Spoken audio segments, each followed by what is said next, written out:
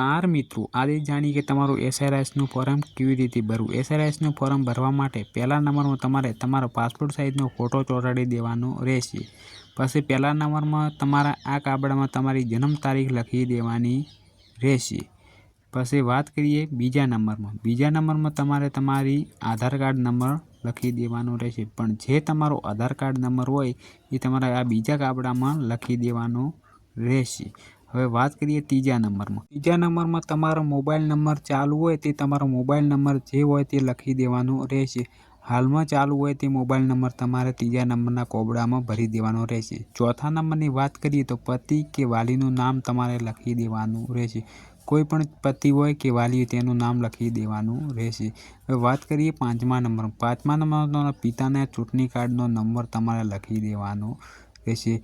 પિતાનો ચૂંટણી card number લઈને તમારે પાંચમા નંબરમાં લખી દેવાનો રહેશે। હવે વાત કરીએ છઠ્ઠા નંબરમાં તમારી માતાનું નામ લખી દેવાનું રહેશે। છઠ્ઠા નંબરમાં તમારી માતાનું નામ હોય જે હોય તે લખી દેવાનું રહેશે।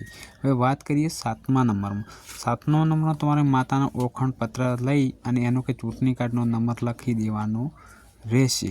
હવે વાત કરીએ તમારે આઠમા નંબરમાં, તો તમારે તમારી પત્નીનું નામ લખી દેવાનું રહેશે। તમારી પત્નીનું જે નામ હોય એ તમારે આઠમા નંબરના કોબડામાં લખી નાખવાનું રહેશે। હવે વાત કરીએ નવમા નંબરની તમારે પત્ની કે પતિનો ઓળખાણ નંબર તમારે કોઈ બીનો લખી દેવાનો રહેશે। તમારો પત્નીનું ફોર્મ તમારો પતિનો નંબર લખવાનો રહેશે।